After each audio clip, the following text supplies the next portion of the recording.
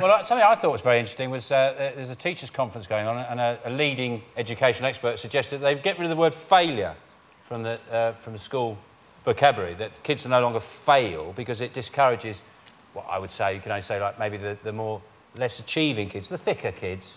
I think they should get rid of some other words, like late. Get rid of late.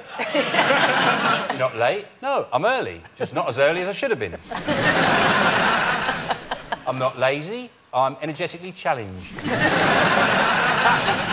Or I'm not a liar. I've just got a fact allergy. I'm afraid that isn't in the top 5 most talked about things. My friend Mark had a threesome this week. There you go. Is that on the list? Unless they did it in Trafalgar Square, I doubt it. What other nation should we be talking about? Oh, I don't know. Team, any ideas? We're playing cricket against Australia, and we've won the toss. We've won the toss. Are they talking about that in the pubs up and down the country? No. I don't know. Because we lost the toss. The Ashes, it's the old enemy, it's Australia, so that's what makes it important. It's a made-up sport. A sport that lasts for 3, 4, 5 days is ridiculous. What do you mean it's a made-up sport? They're all made up. Under-16 lad who sued the police for escorting him home. The police can escort home kids even if they haven't been badly behaved if they're under 16. And this lad, who's only called W in the papers, took him to the High Court and won. I blame the parents. Fancy calling a kid W? Oh, no, it's rubbish. Yeah. That's that crime boy. We've got crime boy up our way. He's always in trouble. What do you expect? Crime boy's been at it again. Get away. 3% of UK kids worry that their parents what? Might get back together. Most kids, the most embarrassing thing their parents do is start a band. Oh, that'd be embarrassing, wouldn't it? Dad on bass, mum on drums. Why don't you just tell us the answers? You've got us all here. We could be doing important show business work. Me and Ralph could be opening a fate or something. Has anyone got a fate they need opening? No. Let's continue with the quiz. All right. 43% of UK kids worry that their parents are coming to Glastonbury as well.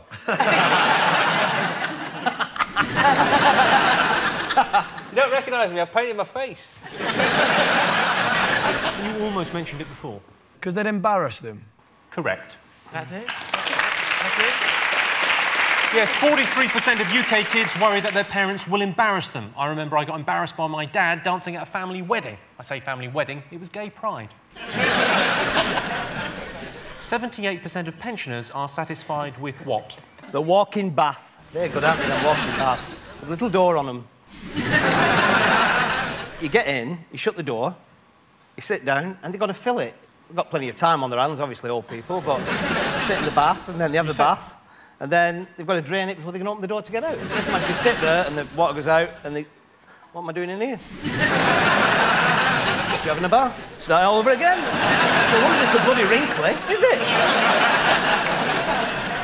78% of pensioners are satisfied with their new baby with Penny Lancaster. Is it 78% of pensioners are satisfied with their bowling form? They like bowling, don't they? Crown green bowling. My granddad played till he was 93. He played right up till the day he died, the day before I was playing with him, and he bowled this wood to the other end of the green, and it was quite good. And he shouted to the bloke walking past, he went, "Oh, am I there? Oh, am I there?" He said, "You're a foot in front." He said, "What did he call me then?" Oh,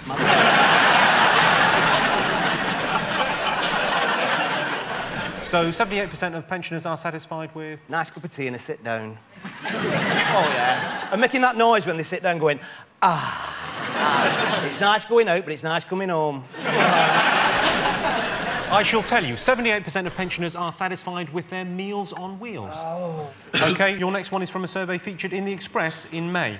93% of cat owners believe their pet helps them what? Is it drown out the sound of their biological clocks ticking? Is it helps them solve crimes? Who wouldn't want a crime-fighting cat? Fit in down the cat club. It's all right, it's with me. Milk? I mean, people who do have cats, I mean, you can have a lot of fun with cats. I did have a cat for a short period of time, and I used to like... The thing I used to like doing with this, you know when you pick a cat up by its sort of front legs, and you just hold it for a bit, they get longer and longer.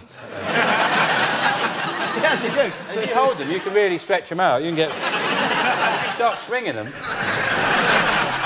had to go up the upstairs window and have them out on the street. They're very comforting cats. I think they help with calming down. Yes, I'll give you that. Yes, 93% of cat owners believe their pet helps them cope with stress. Of course, pets can also cause stress. I was distraught when my dog died. I had a lot of money riding on that fight. You should have seen the size of the badger. Most miserable job. I imagine a very miserable job, depressing more miserable, would be a director of panda pornography. All the hanging around on set. Come on. I had a terrible job. The worst job I ever had. I used to work in the kitchens of a psychiatric hospital, and one of my jobs was, when the big industrial bins filled up with food, before they were collected, my job was to scare the patients away from the bins. They could come and try and get food out of the bins. And I'd have to go, yeah, get away, get away. You were a scarecrow for mental people. Yeah, I had to scare psychiatric patients away from bins. Yeah, that was your special job, wasn't it? Yeah. You weren't one of them. No. No, that's your job, your special job. You were employed there. You're different from the others, yeah. Yeah, of course, yeah. I had special boots. I had special boots. Special boots given to him by Napoleon, no less.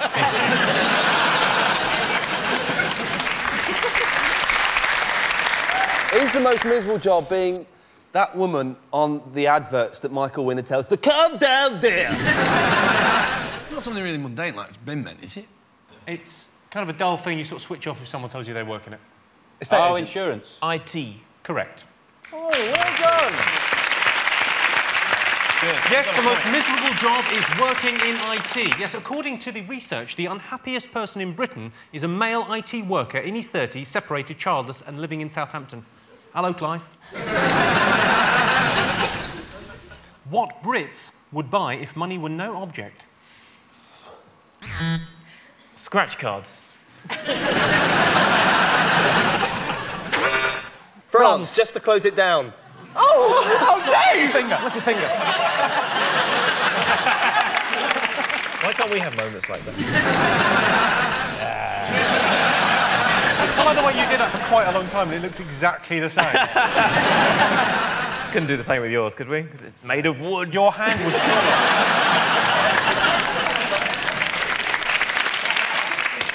Jimmy combs it with a mallet. What Brits would buy if money were no object? 2 boxes of Ferrero Rocher. A Make Poverty History wristband made of African gold and ivory. Come on, what would you buy if money were no object? Is it cleaner? I'll give you a cleaner. It's actually a live-in maid.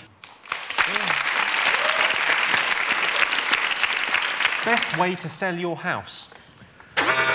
Is it buying The Developer's Bible by Sarah Beatty for $18.99 from all good bookshops? I think the best way is don't mention the massacre.